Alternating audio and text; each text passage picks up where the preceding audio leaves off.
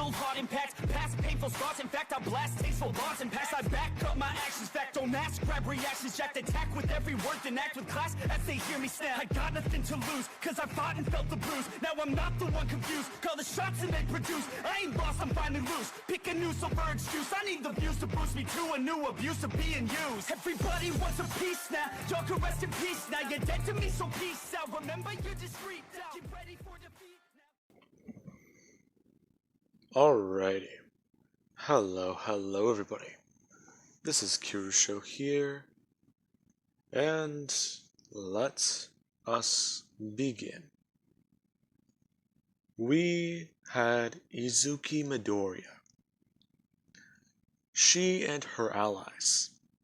They are in charge of an AIM facility base, somewhere in Japan. And in the last part they encountered 2 to 3 people. Bakugo Katsuki, now under the alias of the Punisher, and Ochaku Uraka, who does actually help and assist Bakugo in his goals. Along with that, we actually did have Madame Mask, the strange person of interest who did actually pop up one day and is suddenly just looking for information. Now, Madame Mask does seem to have something against Izuki, and she doesn't really know why. It doesn't seem to be very well connected. Now, with that being said, we will cut back to those 4 months ago, or almost 3.5. So, this would be 2 to 1 week after the internship in canon. And we do have Izuki. Now, within this time, the series of events that caused Bakugo Katsuki to turn into the Punisher were happening, and currently flowing into motion. And the same events did begin to occur with Madame Mask, along with other events happening with UA students, or the 2 UA students who were taken. Now, one of those students is Mina, obviously, and the other one has yet to be revealed. Anyways, now, Izuki, Midoriya, Shinsho, and Monoma. All of them have been talking. And the 3 do actually think that it's a perfect time to strike.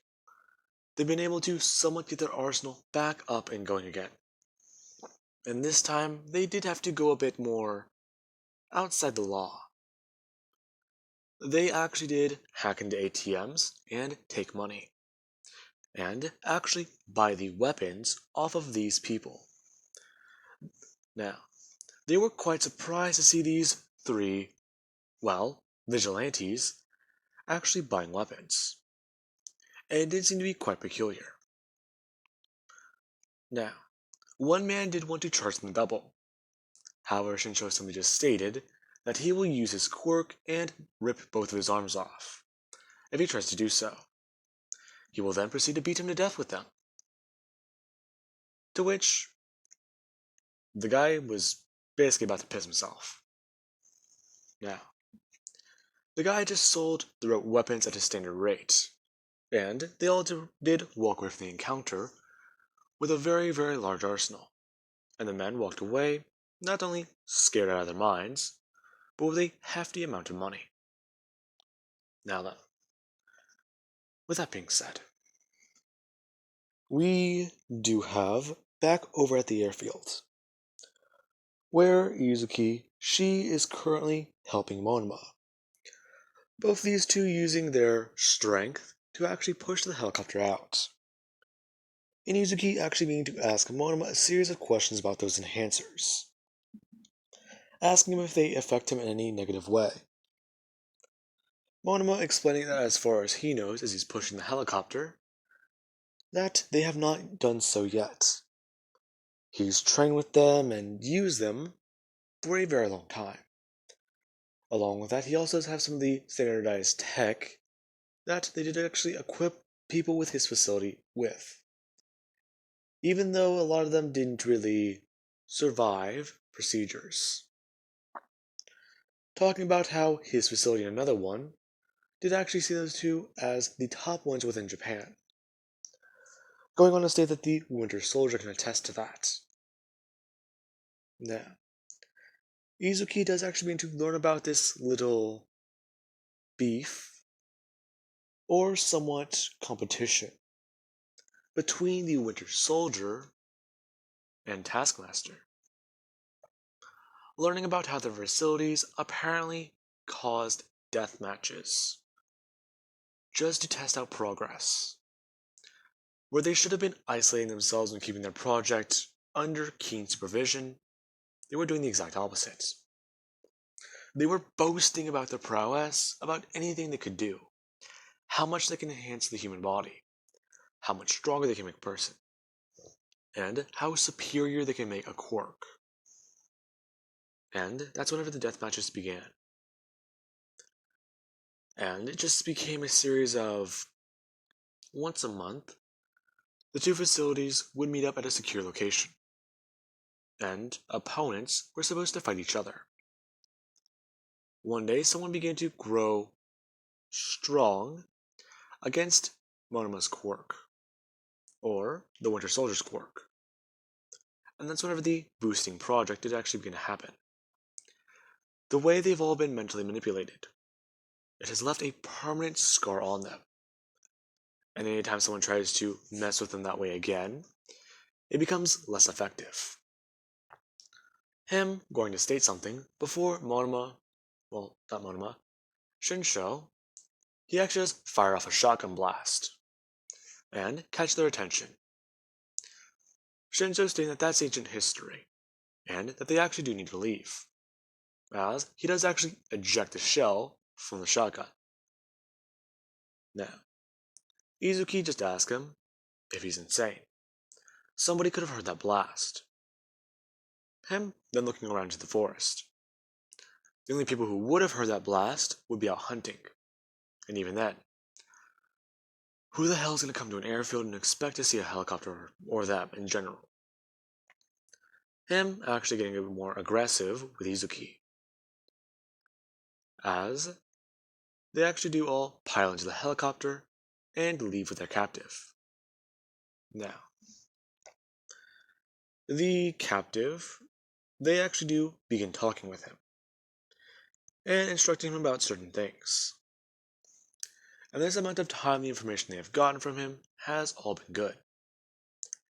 And Shinsho has actually used his brainwashing quirk to pull every ounce he could. Now, we actually do have their, well, coming back to the base, where they actually do begin to hear something on a secure line. The man on the line actually asking the craft to identify themselves, and for why they are arriving late. Now, they actually do grab this radio and hold it to the man. Before, they actually do put a gun to his head and instruct him to say what they want him to say. The man looking completely terrified. Shinsho just doing one thing, saying to do what he says. Now respond. Sure. Him then going completely blank stare. Shinsho instructing him to give him the radio, well, take the radio from him while he's flying, and to reporting that everything is alright, giving a lengthy explanation of what to say, to which the man does actually begin to respond, stating his name, the vehicle's identification, and their clearance codes, before going on to state that the craft did actually have some malfunctions.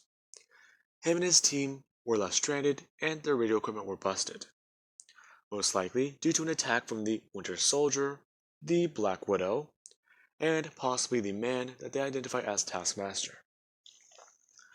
They had to make sure not only to take out the subjects or neutralize them, but to also, most likely, bring them in. Along with that, get their equipment back up and running. Now, They are quite astonished, hearing about all this. And the man actually does report to the higher-ups. They have 3 captives, 2 of which are from their very own programs, and 1 is from a program far overseas, the KGB program, or a Hydra initiative, as they would refer to the company over there. Now, with that all being said, the man, he actually does take the pilot seat, as Izuki, the Winter Soldier, and Taskmaster are actually do all handcuffed themselves. And get ready. Now, as they are sitting there, they actually do begin to somewhat look dozed off, or at least beaten up and tattered. Now, with that, they also do have their weapons at the go. As soon as they land, they're going to push them out of the back of the aircraft. And as soon as they can, they are going to show off their impressive power. Now, with that being said, we do have whenever the helicopter does actually land in the hangar, and a whole lot of people come running out and do want to see exactly what has been going on. Now, Shinsho does actually give an order to the man still in the pilot seat. As soon as they get close enough, him then actually flipping up certain switches and priming weapons for attack, seeking to give them cover fire. And that if he is to get up in the air and fight for them. Before, he actually does instruct the man to push them all out of the aircraft, and after 3 seconds, to start firing. Now, with that being said, or he would say a couple seconds. Now, with that being said, the man does actually listen as the aircraft does land, and the plane is set in motion. Out to the side of the aircraft, the weapons are dropped off with the bags. Then, the captives are thrown out onto the ground, all of them with hands cuffed behind their backs, as they don't make a sound once they fall. And people do begin to run up to them, and begin to inspect them all, as many of them are very close to the front of the plane, or the aircraft. Now, as soon as that does actually happen, the man does actually begin to press down the trigger, as the guns begin to spin, and the bloodbath does begin. Now, this is whenever he just begins to mow through his own friends and allies, as everyone breaks their bindings and jumps up onto the ground, jumps off of the ground.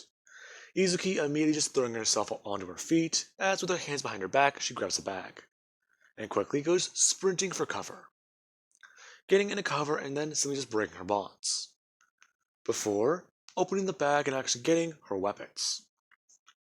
Now, with that, she takes out a set of automatic pistols, and she does actually begin to fire, and hit into a lot of these men. Now, with all the ordnance that you would have for a military-style aircrafts, there is a lot of explosive things in this hangar, and a gunfight's currently going down. So, bodies are being sent flying everywhere, equipment is flying everywhere, and explosives are going off at a very rapid rate, and shaking the entire facility. Just to give you a brief overview of what is going down. Now, while all of this is going on, we actually have the Winter Soldier, Shinsho, and Monoma, Taskmaster. Monoma has been able to prolong the effects of keeping the Nomu's quirk. However, with taking his medicine, it has come at somewhat of a cost. He is slowly losing the Nomu's power, and he's been able to hold onto it for about 2 weeks. However, he is only at about near half the strength of the Nomu. that may be a very rapid drop, but he has also copied the other two quirks. And he is currently running through the entire hangar. Him smashing through helicopters and actually just bouncing bullets off his skin. As he does actually bring his hands up and throw himself forwards.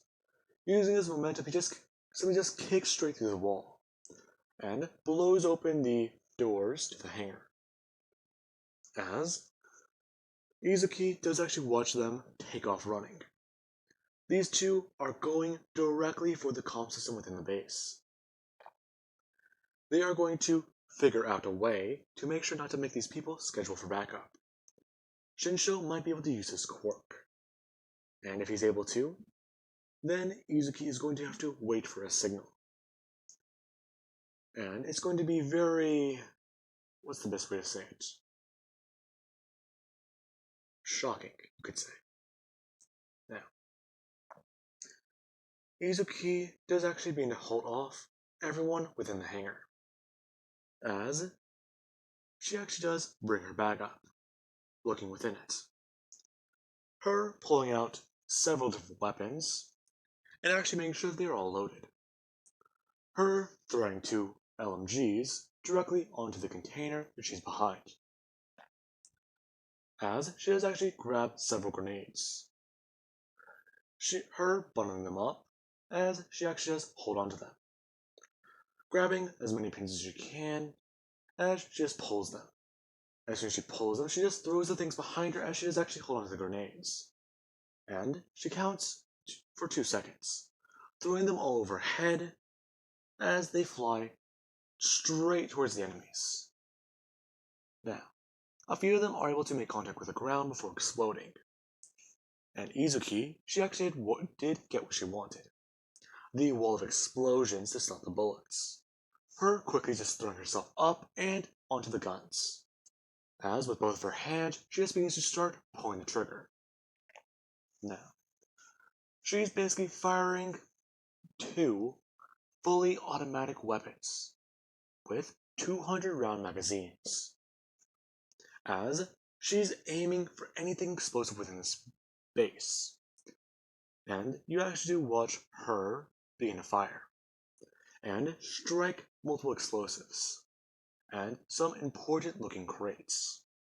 Now, with that, the men within the hangar, they're all not only scattering but trying to get into defensive positions to counterattack this one person.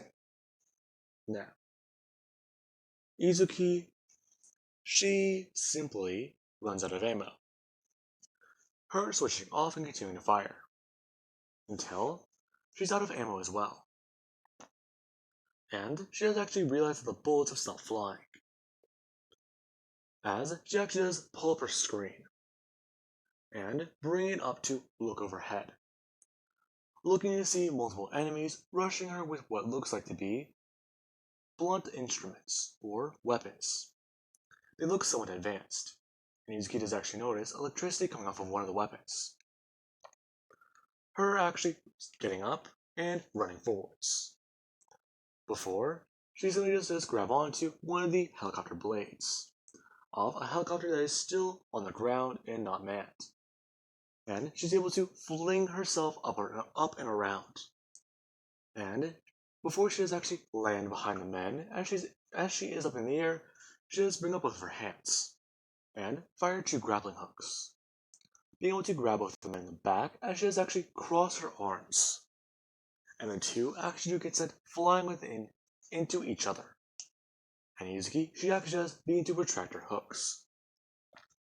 Her landing on the ground and kicking something up into the air. As she does that, she actually does grab onto a helicopter blade and begin to rush her enemy. Now, her and her enemy, a very big burly man, do begin to fight. And this is whenever Shinsho and everyone else, they all do get to the comm room. Now, at this point, this base has already sent out a distress signal, or a distress call, talking about how there might be possible intruders within the hangar, and that they need to be on high alert. Now, with that being said, they actually do give a verification code, and a response code that is said. Now, with that, whenever they do actually get to the comm room, they quickly get to work. And they actually do take down and capture everyone within this room. Shinsho hypnotizing all of them and getting them to dismantle the call, or to simply just cancel it. Now, it is told that they mistook a ordnance exploding in the hangar for an intruder, and that it was nothing to worry about. Simple human error. Them restating their codes. As the organization that works with AIM, or AIM in particular, is none the wiser. Now, with that being said, we actually do have what's going on. Izuki, she's actually fighting against this man very intensely, and the suit that he is wearing. Now, as these two are going back and forth, the man actually does throw his weapon directly at Izuki. Her dodging out of the way as he does actually stab into a helicopter, and gasoline does actually begin to cover the ground. Izuki just doing one simple thing. She comes up with a plan, and she actually does run directly at the man. As she does, she quite simply just slides underneath him, tripping on his back, and spitting directly on the back of his face, or the back of his neck, along with smearing sweat from her hand directly over his eyes and face and mouth. Now, as that does actually happen, the man actually does go charging forwards, and he throws his back, directly on the helicopter. Izuki feeling that pain as she has actually somewhat fractured something in her back, along with possibly injure some of her vertebrae. Now, with that being said, the man does actually begin to slowly lose strength, and he does eventually fall backwards into the helicopter. This being where Izuki, she actually does try to grab something on the ground, and begin to pull herself out from underneath the man. As soon as it does actually happen, she's able to do one thing: get out from the helicopter. As the man, he's trying to get back up on his feet, as he's severely struggling. Izuki just doing one simple thing: her walking around and looking at the man, who is actually just sitting there. And he does actually have his hand touching a gun, or the large mounted gun, asking Izuki if she is actually going to finish him off. Her panting heavily, and stating that she would. In fact, she should. With her quirk going through his system right now, it should have paralyzed him. However, it seems like he might be outside the weight class for her poison, stating that the man must weigh around 400 to 500 pounds. Is that correct? The man confirming this, and some just stating that with his quirk and multiple enhancements he's had done to his body, he should be the perfect soldier. Izuki laughing this off, and bringing up her widow's bite on her gauntlet, pressing down with her middle finger as she fires off a taser round directly into the gasoline, and it sparks. Izuki going to run for cover. Now, as soon as she does, the helicopter does explode, killing the man. And Izuki, she actually is laying there, somewhat injured, before she actually is beginning to somewhat close her eyes, and just begin to think that with that out of the way, everyone should be easy pickings now. They should not have any difficulty killing the rest of their opponents. Izuki going to reach for this blade, and she does actually try and stand up. As soon as she does, she actually does catch something out of the corner of her eye. A soldier with his gun pointed directly at her. Her going to spin around and cutting into the gun. as she has actually realized something. The soldier didn't move. He's standing there, frozen. And a voice is heard on the comm system, asking Izuki if she's just going to be standing there all day. Shinsho, what did you do? You didn't hear me talking? Huh. Then again, it shouldn't be that difficult. I ran my voice through the comm system. Everyone here is currently under my brainwashing.